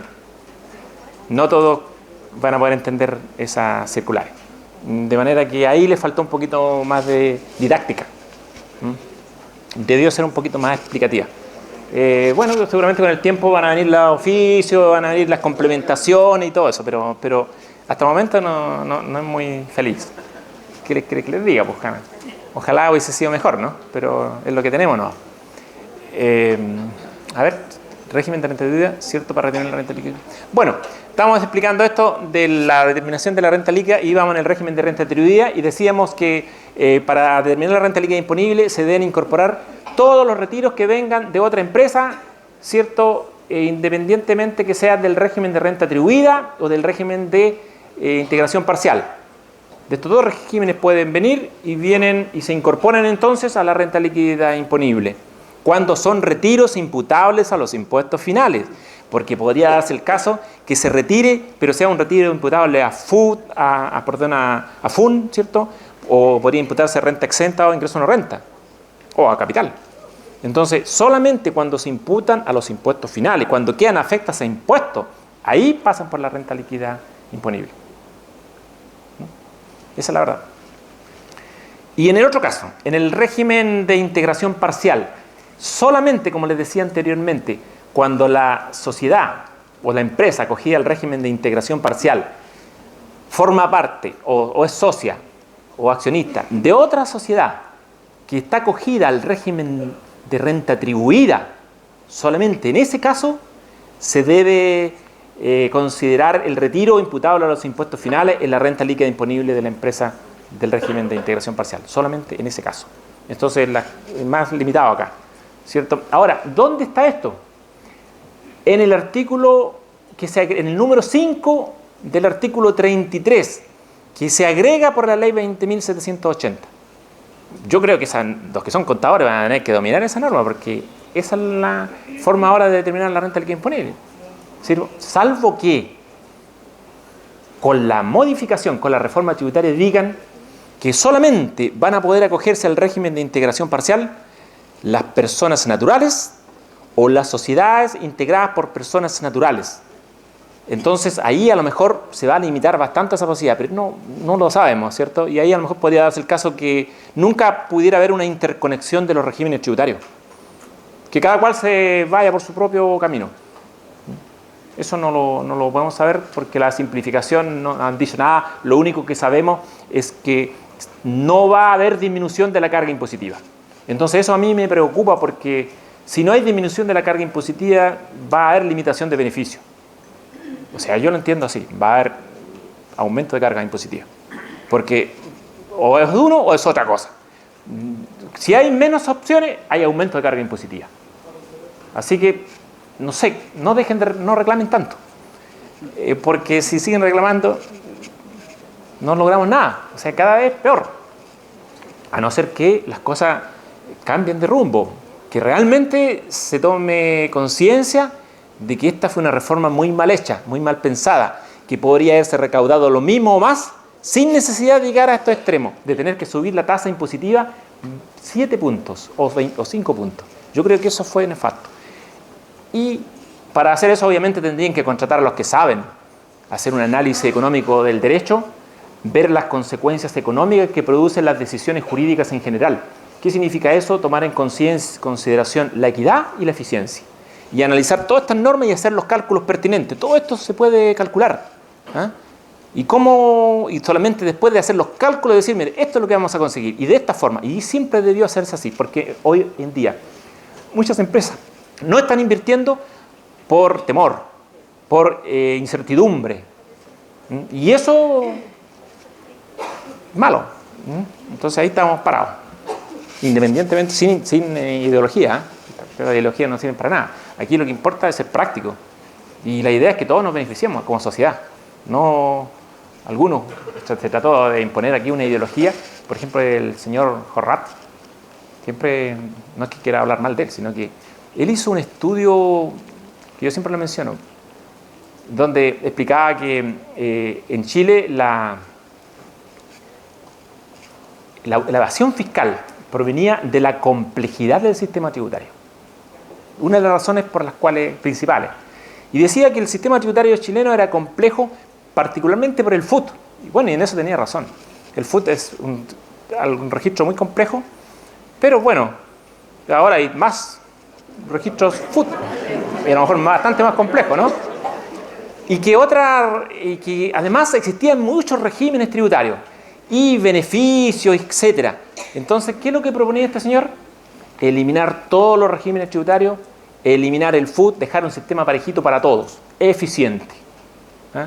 Eficiente en el sentido de evitar las distorsiones en las decisiones económicas, que no distorsionen las decisiones económicas. Claro, así estábamos mirando que una gran empresa es lo mismo que una pyme, ¿cierto? O sea, nos estamos olvidando de la equidad. Entonces, ese es el error grave que cometieron. ¿Y la equidad? Entonces, bueno, y se intentó imponer este régimen, afortunadamente no resultó, porque hubo las pymes que se opusieron y al final, como digo, las pymes no resultaron tan afectadas como podría haber sido. Ahí está el origen de la... Yo rebatí esto diciendo, hice un estudio que ustedes pueden consultar en internet, complejidad del sistema tributario chileno, para rebatir que en realidad la complejidad del sistema tributario chileno es natural. En todo sistema tributario existe complejidad. ¿Por qué? Porque existen elementos jurídicos, financieros, contables, económicos, etcétera, y en consecuencia la única forma de eliminar la complejidad es a través de un análisis interdisciplinario, no hay otra, porque yo no puedo eliminar algo que está implícito en el sistema. Todo sistema es complejo. Es como si dijéramos el sistema humano lo vamos a simplificar, ¿cierto? Y vamos a eliminar uno de los órganos. No funciona. Tiene que ser complejo. Y por lo tanto, la única forma de poder enfrentar era en forma interdisciplinaria. Para lo cual había que hacer las correcciones que había que hacer nomás, pero siempre viendo por la equidad, viendo por las pymes, que representan cierto más del 80% de las empresas en Chile, y que en consecuencia siempre hay que fomentarla, y yo creo que la mayor parte de las personas que están acá o son pymes o representan a pymes, ¿cierto? Todo. Entonces al final, ¿de qué estamos hablando? De que eso es lo que siempre preocuparse de eso.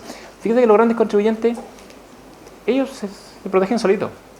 Y cuando no están de acuerdo y cuando no les conviene algo, ¿qué hacen? Desinvierten y se van. Nada más. Pero los pymes no, pues no pueden hacer eso. Tienen que estar en su casa y tienen que quedarse en su casita soportando todo lo que un ideólogo crea. Pues. Entonces dice, no, si esto tiene que ser así, esto sí, pero al final son gente que no vive en la realidad. Pues. No tienen ninguna experiencia de la vida práctica, en la vida privada, y al final terminan haciendo puras tonteras. Y eso fue lo que ocurrió con esta reforma tributaria. La verdad que desde el principio nos opusimos y dijimos que esto no conducía a nada, y hasta el momento estamos viendo de que cada vez más complejo. Yo he tratado de simplificar bastante este tema, pero es complejo. ¿Cierto? ¿Sí? ¿Cuánto? 10 minutos. Bueno, tengo 10 minutos nomás, me dicen. Así que voy a decir, mire, esto en realidad, todo esto que está acá, en esa diapositiva, ya lo dije. Así que voy a empezar para avanzar, porque si no, está dicho. Exactamente todo, igual. Algo a lo mejor intrascendente, pero no, en realidad no. Pero de todas formas, vamos a seguir. El incremento, también lo dije. Así que estamos bien. El incremento también, el débito fiscal, fácil porque el débito fiscal solamente procede, si me dicen que me quedan 5 minutos, igual lo hago. El incremento, el régimen del débito fiscal solamente procede en el régimen de renta parcialmente integrado, ¿cierto? Parcialmente, no procede en el otro. Así que eso es un 35% que se devuelve vía impuesto global complementario. No debería ser. Yo creo que ahora ya no se justifica.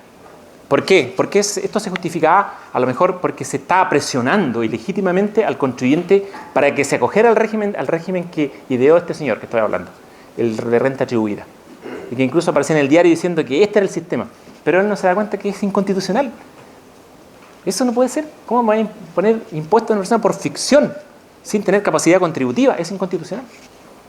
Aunque uno pueda pedir lo que quiera, pero es inconstitucional. No digo que no pueda ser un buen régimen, ¿eh? Si el régimen de renta atribuida podría ser perfectamente un régimen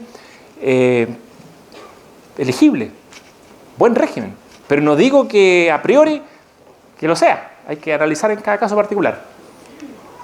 Débito, pago voluntario del impuesto de primera categoría, esto que yo señalaba, esto es una curiosidad, ¿eh?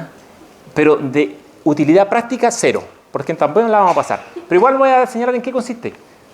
La ley permite, se analiza el saldo acumulado de crédito y resulta que no hay nada. Hicimos el cálculo correspondiente teórico y correspondía 100. Vamos al saldo acumulado de crédito, no hay nada. Entonces la ley dice, usted contribuyente, pero mire, usted quiere tener crédito, pague el impuesto de primera categoría. Si usted paga el impuesto de primera categoría, yo le doy crédito. ¿Creen ustedes que alguien va a pagar el impuesto de primera categoría? Nadie, por cierto. Entonces yo decía que esto es una estupidez tan grande como cuando hicieron la plataforma de inversiones. Cuando hicieron la plataforma de inversiones creyendo que la gente es tonta, y nadie se acogió a eso porque no sirve para nada. Y de hecho desde el extranjero dicen que esa plataforma de inversiones es una aberración, que no tiene ningún sentido. Entonces esto es lo mismo. O sea, crean cosas que nunca van a ser aplicadas porque viven en un mundo de fantasía. No el mundo real, ¿cierto? El mundo donde creen que las cosas funcionan como ellos quieren. No es así. Yo, por ejemplo, ¿le puedo decir a un inversionista que invierta? No le puedo decir que invierta. Él decide cuándo invierte. ¿Y él cuándo invierte? Cuando analiza, cuando evalúa su proyecto, ¿cierto? Y es rentable el proyecto, utilizando cualquiera de los métodos que conocen la ingeniería económica o la finanza. Y si no, no. Bien. Pago voluntario, entonces, fuera. Suspensión del pago de impuestos de primera categoría no existe en el régimen de renta atribuida sí existe en el régimen de integración parcial. Y este es el gran beneficio, yo creo que todavía, no obstante que estamos hablando de un 8%, sigue siendo interesante. Y yo creo que, a pesar de lo que se diga, pero cuando uno calcule, como lo vamos a demostrar con algunos ejercicios que vienen a continuación, que realmente es bueno. O sea, puede llegar a que la tasa impositiva efectiva soportada por el contribuyente sea negativa. Si yo logro conjugar dos cosas, retirar la menor cantidad, o dicho con otras palabras, reinvertir la mayor cantidad de la renta líquida disponible, por un lado, ¿cierto? Y por el otro, diferir el pago del impuesto muchos años. Entonces, estas tasas impositivas pueden resultar negativas. ¿En qué sentido? Que con los ahorros impositivos que se consiga, se pagan todos los impuestos y queda un beneficio. Eso puede suceder. De manera que con este 8% es importante en algunas, para las grandes empresas, por supuesto, elegir el régimen de renta del régimen de integración parcial. Bueno, registros que debe llevar la empresa, igual los vimos todos los registros, ¿cierto? Hay un registro de rentas atribuidas propias, en el registro de rentas atribuidas, registro de rentas atribuidas propias. En este registro se anotan todas las cantidades que quedan afectas a los impuestos finales, ¿cierto? En el mismo ejercicio. En el mismo ejercicio se imputan, se atribuyen a los bienes. De manera que en este registro, cuando se retiren la renta, se retiran de este registro y no pagan impuestos. Porque se supone que entonces ya tributaron en su oportunidad. En el registro de rentas, el registro de rentas atribuidas ajenas no tiene ninguna importancia porque es lo mismo que existe en el FUT actualmente, que las rentas presuntas pasan por ahí, pero no sé para qué se dice eso. De hecho, en el otro registro no existe esta cuestión, en el otro régimen. Perfectamente se podría haber prescindido y haber eliminado una complejidad menos. Después viene el registro de las rentas exentas e ingresos no constitutivos de renta. Obviamente es importante. Y después viene el registro de las rentas afectas a los impuestos finales.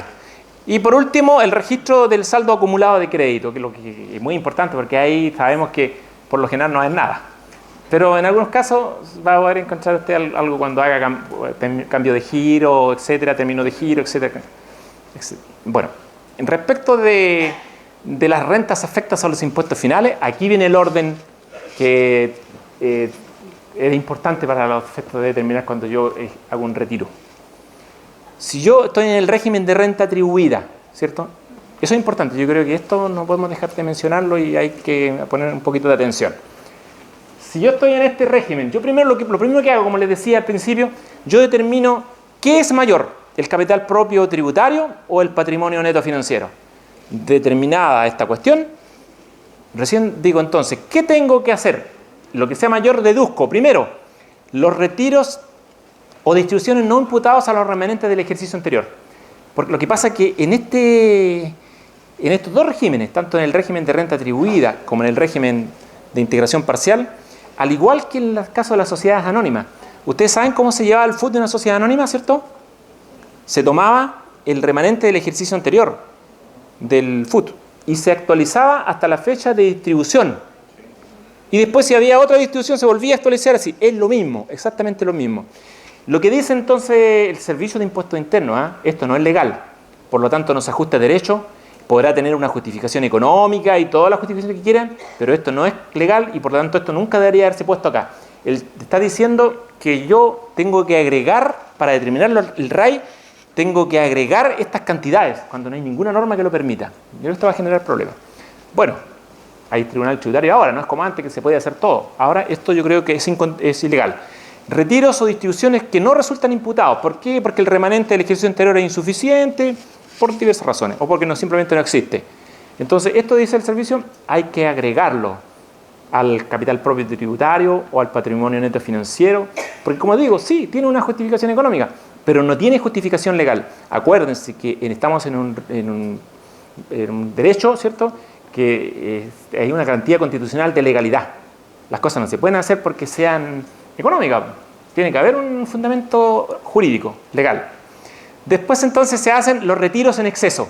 Se agregan también los retiros en exceso. Y después tenemos las cantidades que se deducen. las rentas atribuidas propias, o sea, el registro de RAP que se llama, las rentas exentas o ingresos no renta, REX.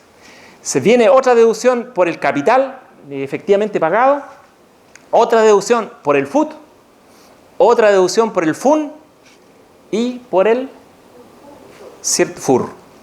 Entonces, esta es la forma que tenemos de determinar cuál es la renta afecta a los impuestos finales. Eso no quiere decir que el FUT no tribute. El FUT tributa. Lo que pasa es que está en otro orden, dependiendo del régimen tributario. Está en otro orden. Pero esta es la forma de determinar la cantidad afecta a los impuestos finales. Usted dice, mire, ¿cuáles son las cantidades afectas a los impuestos? Haga este ejercicio. En el régimen de renta tributaria tengo que hacer este ejercicio. Bueno, en el caso del régimen de integración parcial, hay dos registros que son importantes, entre ellas tres registros, que es el registro de rentas exenta, ingreso no renta, el registro del saldo acumulado de crédito y un registro que no estaba señalado en la ley, sino implícito, porque hablaba de ciertas cantidades afectas a los impuestos finales que la empresa debía mantener. ¿Por qué? Por una cuestión ideológica, porque no quería decirse que había un nuevo FUT. Entonces no le dieron nombre. Pero el Servicio de Impuesto Interno no podía dejar de darle nombre. Yo también lo dije antes, pero sí, obvio, ¿cómo se van a mantener las rentas si no es con un registro? No va a ser en la mente, en la memoria. Así que al final, sí, el registro RAI. El servicio le dio un nombre y efectivamente existe el registro RAI, que es el registro de las rentas afectas a los impuestos finales, que era al que nos referíamos con anterioridad. Bueno, rentas afectas a los impuestos finales, entonces, en este caso se hace más o menos lo mismo que vimos anteriormente. Retiros que no lograron ser imputados en el ejercicio, más los retiros en exceso, menos las rentas exentas, aquí no hay renta atribuida, así que se pasa derechamente a la renta exenta, el capital, menos el FUT, menos el FUN y menos el FUR. Entonces todas esas cantidades y después si algo queda ahí, eso significa que son cantidades afectas a los impuestos finales, que tienen que estar anotadas en un registro especial. Y entonces después empezamos a ver los órdenes y los registros correspondientes. Bueno, entonces el orden de imputación de los retiros. ¿Se dan cuenta? Ya tenemos visto todos los registros. Entonces ahora yo hago un retiro en el régimen de renta atribuida. Lo primero que tengo que ver es las rentas a las rentas atribuidas. Si hay en este registro de renta atribuida propia hay anotadas cantidades, ¿cierto? Y yo retiré 100 y hay 100, no tributo porque ya tributaron. Pero si retiré 120, hasta 100 no pagan, pero los 20 tengo que hacer una segunda imputación. Suponiendo que tenga rentas exentas o ingreso no renta, bueno, no van a tributar esos 20. Pero si por cualquier razón no tengo renta exenta ni ingreso no renta, yo tendría que ver si tengo FUT. Aquí, en este orden, ¿tengo FUT? Entonces le imputo al FUT. Supongamos que no tengo FUT, pero tengo FUN. Entonces al FUN, ¿cierto? Y por último, ¿cierto? A las cantidades afectas a los impuestos finales. No sé si... Bueno, yo creo que igual ustedes van a tener que madurar estas cosas, pensarlas un poco, porque no es como para de la noche a la mañana interiorizarse de todo esto, ¿no? Pero por lo menos una primera aproximación al tema, ya decir, mire, pueden igual revisar estos temas mire, hay un artículo que yo escribí que se llama Análisis Comparativo, esto mismo que estoy diciendo, pero con la de Golsada con ejercicio. Entonces, si quieren estudiar más, pueden estudiar y seguir conversando el tema. No va a ser la primera ni la última vez, creo yo, que nos vamos a ver, así que de todas formas podemos seguir conversando el tema. Pero este es el orden en que hay que hacer las imputaciones. Como ustedes comprenderán, el último registro, ¿cierto?, el de la renta afecta a impuestos finales, es por último, o sea, va en ese orden. Yo voy viendo. Por lo tanto, si las primeras dos no pagan impuestos y la cuarta tampoco paga impuestos, ¿cierto? Pero las otras sí pagan.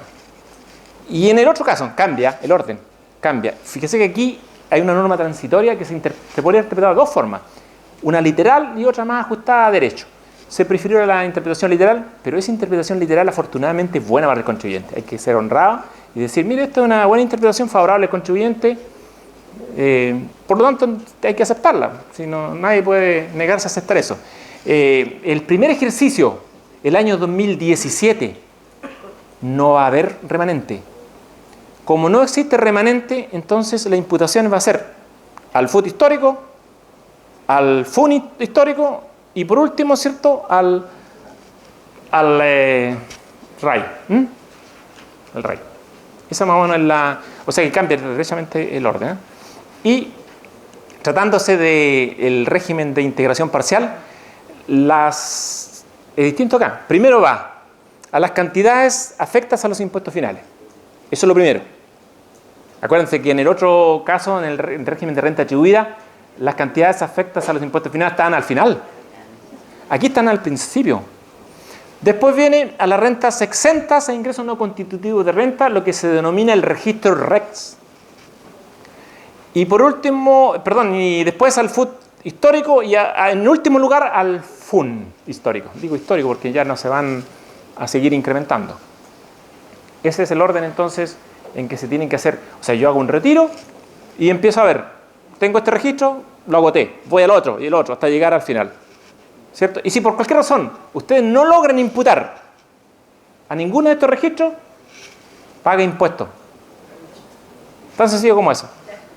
Sin crédito, sí, si hubiera saldo acumulado de crédito, sí tiene crédito. Tiene crédito, pero tiene que existir saldo acumulado de crédito. Así que lo más probable es que no exista, porque si yo llegué hasta el final es porque ya retiré todo y hay algún incremento de patrimonio o una utilidad financiera, así que difícilmente va a haber crédito. Pero teóricamente podría existir y la ley le dice sí, si tiene crédito, yes, es el crédito. El cambio de régimen prácticamente no hay ninguna importancia ahí porque es lo mismo que pasa de un registro a otro, ¿no? No hay mayor importancia. El cambio de régimen, cuando se trata del régimen de integración parcial al régimen de renta atribuida, es distinto porque ahí hay que pagar un impuesto. Y el impuesto que hay que pagar es el impuesto único por término de giro, del artículo 38 bis. Y este impuesto después, ¿se acuerdan que yo les decía que en el registro SAC, saldo acumulado de crédito, está integrada generalmente por el impuesto de término de giro? Aquí un caso, pues. Ahí ese impuesto pagado con motivo del término de giro se incorpora, en el caso del régimen de renta atribuida, se incorpora al SAC, al registro acumulado de crédito. Imposición del régimen impositivo. Bueno, mire, yo ahora voy a pasar a ver, eso todo lo hemos dicho, voy a ver esto antes de que terminemos el tiempo, que nos dieron un ultimátum. Sí. Para poder elegir, ya vimos los factores de comparación. Ahora vamos a ver cuáles son los factores que hay que considerar para determinar, ¿cierto?, mediante un cálculo numérico, ¿cuál es el mejor régimen? Los ingresos en el sistema que yo ideé, por cierto, los ingresos promedio del giro, 3 últimos ejercicios. También podríamos considerar una tendencia, o sea, no promedio, sino una tendencia, porque perfectamente en 3 años se puede dar una tendencia. Al contrario de lo que sostenía el ingeniero que estaba trabajando en el software, ¿cierto? Me dijo que yo tenía un problema grave porque tendencia no podía haber entre años. Entonces yo le dije, 2 millones, 2.500.000, 3 millones. Hay tendencia, ¿no? Sí. Lo que pasa es que no quería, que era más complejo trabajar con tendencia. Entonces quería simplificar la cosa. Pero dije, no, sí se puede. Bueno, renta líquida imponible promedio, también tomamos en consideración la renta, generalmente de los últimos 3 años, ¿cierto? Porque para qué vamos a tomar una renta de 1 año, podemos tomar de 3 años para hacer un promedio. O tendencia, si ustedes quieren. Reinversiones promedio, claro. ¿Cuánto es lo que promedio, por regla general o en promedio, en los últimos 3 años se ha reinvertido en la empresa? Quiero decir, no se ha retirado de la empresa. También lo podemos determinar. También es un antecedente entonces, a tener en consideración en este cálculo. Reducción de la base imponible. ¿Se acuerda que hablamos de que tratándose de pequeños contribuyentes, ¿cierto?, cuyos ingresos del giro no superaran las 100.000 unidades de fomento, se podía hacer una deducción de la base imponible con un tope de 4.000 unidades de fomento de un 20% o de un 50% según el caso? Bueno, eso también es importante y puede determinar la elección. Número de dueños de empresa. No es lo mismo un empresario que cuando toda la familia está en la empresa. ¿cierto? Y se distribuye la carga impositiva entre todos los miembros de la empresa, por decirlo de alguna forma, ¿no? Es decir, o no familiares, ¿no? De manera que la carga, digo familiar, porque ahí tendría utilidad, ¿no? Distribuirse la carga impositiva respecto de las personas que viven bajo un mismo techo, por decirlo. Bueno, rentabilidad de la empresa promedio, beneficio neto dividido por el patrimonio neto financiero, u otra forma de determinar la rentabilidad, cualquier otra, pero siempre hay que elegir cosas simples, que todo el mundo pueda determinarla. ¿Y eso qué significa entonces? Que igual yo determino el promedio, la rentabilidad promedio de todos los últimos 8 años. ¿Qué más? El periodo de reinversión. No es lo mismo, 5 años. Vamos a considerar un periodo mínimo de 5 años, porque acuérdense que en este régimen son 5 años a lo menos los que tiene que estar una persona en el régimen. ¿Cierto? 5 años. Pero no puede ser 10, 15, 20, 25, etcétera. Todo lo que pueda mantener. Mientras más tiempo mantiene la inversión, más beneficio tributario obtiene. Y la tasa efectiva del impuesto global complementario, porque si bien es cierto que uno, por ejemplo, sumamos que retiro un 20%, y ese 20% yo lo tengo que someter a un impuesto global complementario en el mismo ejercicio. Claro, pero si yo lo hago así teóricamente, digo, a lo mejor estoy retirando poco, pero yo tengo otras rentas. Entonces, en algunos casos, cuando se trata de pequeños, ¿cierto?, de pyme, lo mejor a lo mejor sería tomar la tasa impositiva promedio, y no efectiva promedio, y no tomar, por ejemplo, el impuesto global complementario, porque si voy a hacer un cálculo con las tasas del global complementario no va a ser real. Sin embargo, se trata de grandes contribuyentes, no, porque siempre va a ser lo más probable que la tasa marginal del 35%. Bueno, ahora visto eso, y obviamente que supuesto los cálculos, vamos a ver cierto ejercicio cortito, porque ya sé que ustedes están apurados, ya quieren irse, de manera que igual... ¿no? Bueno, yo no tengo ningún problema. Pero aquí, cuando demanda capitán, nos manda marinero, como se dice. Bueno, aquí se trata del promedio de ingresos del giro expresado en millones de pesos de 2.000 millones. 2.000 millones, ¿cierto? Tenemos, yo hice cantidades más o menos parecidas, simplificar el cálculo, la vida no es así, pero la vida práctica no es así. Promedio de beneficio neto, 200. Patrimonio neto financiero, 2.000. Promedio de renta líquida imprimido, 200, para ser más concordante. Promedio de rentas reinvertidas, 70%. Aquí se reinvierte el 70%. Después vamos a ver la hipótesis contraria, es decir, cuando lo que se retira es el 70%, que produce totalmente, digamos, la carga impositiva o la tasa impositiva efectiva, totalmente distinto. Nos vamos a otro. Y por último, el número de socios he considerado 2, pero bueno, será todos los que uno quiera. Mientras más socios, mejor, ¿cierto? Bueno, y periodo de reinversión, como les decía, de 5 a 15 años, pero podría perfectamente haberlo hecho con 20 o 25, con lo que ustedes quieran. Si no importa, si eso da lo mismo. Lo bueno es que cuando está formalizado es rápido. Entonces, con un periodo de reinversión de 5 años, en el régimen de renta atribuida, ¿cierto? Y considerando todos los elementos que yo les mencioné anteriormente, fíjense que la carga impositiva es de 35 millones y tanto, ¿cierto? Y la tasa impositiva efectiva, TIE, le podemos llamar, tasa impositiva efectiva, es de 17,72%. Y en el otro caso, en el régimen de integración parcial, la carga impositiva total es de 25 millones, baja bastante, y la tasa es de 12,73%.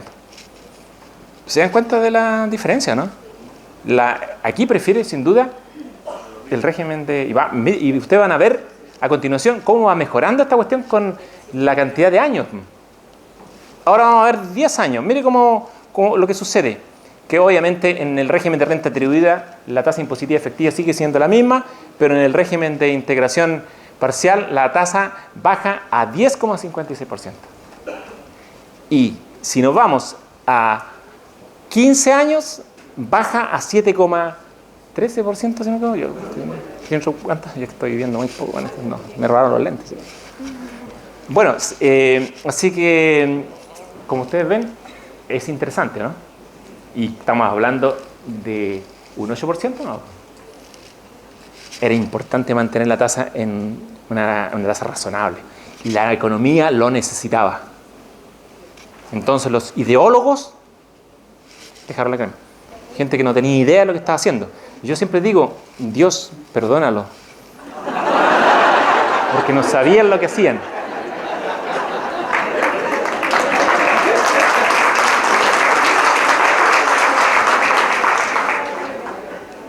Y ahora, si se reinvierte solo el 30%, o sea, la situación totalmente opuesta, cuando aquí estamos hablando a lo mejor de aquel contribuyente que no puede, pues, aunque quisiera, no puede, porque no tiene forma de... Bueno, aquí las cosas cambian. Aquí, por regla general, el régimen que prefiere es el régimen de renta atribuida. Pero yo no podría sostenerlo sin cálculo. O sea, en este cálculo digo eso, pero en otro podría dar otra distinto, con otros factores, en otros elementos. No es posible formalizar. Bueno, de todas formas a ustedes le va a caer una base, y la intuición. ¿Cierto? Muchas cosas la van a poder decir, no, yo creo que sí, pero desgraciadamente se requiere cálculo. Caso a caso. No hay ninguna forma de que una receta. No hay receta. Eso es lo malo. Bueno, lo bueno es que los que son profesionales y se dedican a esto van a ganar más plata. Desde el punto de vista de la economía del bienestar, no es bueno. No es bueno porque si estamos pensando en eso, somos mezquinos. Tendremos que pensar un poquito más elevados. Pero bueno, en este caso, como les digo, ustedes van a ver 27. Mire, va 25. O sea, en el fondo, ahí vamos. Bueno, esto es cosa de propósito, no, pues conseguimos el mismo objetivo. El que menos capacidad de inversión tiene es el que tendría que estar... Renta atribuida. Claro, el que puede reinvertir y mantener. Pero, como digo, no solo esos factores, porque yo lo único, para resumir, si hubiera que tomar una decisión hoy día así sin cálculo, y alguien dice, mire, yo no retiro nada, o dice lo contrario, yo si dice no retiro nada, yo podría decir, mire, probablemente, no, pero probablemente le convenga a usted el régimen, lo más probable es que le convenga el régimen de integración parcial, lo más probable, pero habría que calcular. En cambio, si dicen, mire, yo retiro todo, yo le digo derechamente a usted le conviene el régimen de renta atribuida. No se equivoque, elija ese, porque ese es el único que le va a convenir. No tiene ningún sentido suspender, si no hay pago, no hay suspensión del pago de los impuestos finales. ¿Para qué voy a elegir el régimen de integración parcial cuando ese régimen supone suspensión del pago de los impuestos finales? Entonces estaría equivocándome. Pero esas situaciones casi extremas, no, aparte de esa, no hay ninguna otra forma. Hay que calcular solamente. Bueno, le agradezco su atención y su tiempo y espero que hayamos hecho esto tan arduo pero un poquito comprensible para ustedes. Ok. ¿Sí? Sí, bueno, sí. Por supuesto que las consultas, o sea, no vamos a escapar de las consultas, ¿sí? En cuanto a las consultas, sí. Máximo 3 consultas, por asunto de tiempo, ¿ya? Usted dijo que podíamos ver ejercicios en su página, en el sistema tributario. No, pero eso vamos a tener que verlo con más calma porque yo tengo, de hecho nosotros estamos trabajando en eso porque como yo tengo un trato con Transtecnia y ahí vamos a tener que ver, si no es por eso, sino que pasa que igual tengo un contrato, no puedo vulnerar, entonces tengo que cumplirlo. Usted sabe que la palabra vale más que el contrato. No tengo nada suscrito, pero yo no voy a romper mi palabra. Entonces, pero sí puedo ayudar a la gente, y creo que sí lo podemos hacer dentro, a lo mejor facilitando la función, ¿no? Haciendo ejercicios más prácticos, poniendo algunas planillas. Eso vamos a tratar de ayudar. ¿Quién más? Por favor. Allá parece que hay uno, ¿no? Bueno. Yo quiero agradecer ¿sí? entonces al profesor Samuel Vergara, ¿cierto? Por su excelente exposición. La verdad que da gusto ver a un profesor, primero que está tan comprometido con la tributaria y que le agrada tanto del tema, como a todos nosotros, ¿cierto? Por algo no estaba acá. Y agradecer a todos ustedes el hecho de haber asistido. Como ustedes saben, no creo que sea ni la primera ni la última vez que nos veamos. Vamos a seguirlo invitando, ya tenemos sus contactos, lo vamos a seguir invitando a todas las actividades que hagamos como Escuela de Contador Auditor y en nombre del Magíster de Gestión Tributaria que hacemos acá en la universidad. Como dijo el profesor también, esto ellos lo tienen en su página web de sistematributario.cl, van a poder encontrar ahí la diapositiva, también el video que están filmando acá. Y bueno, nada más que decir, agradecemos a Más Vida, ¿cierto? Al Diario Concepción, a Vergara y Águila y Zambrano. Y afuera está Más Vida con un regalo para todos ustedes, ¿cierto? Así que los esperamos allá y terminamos este seminario.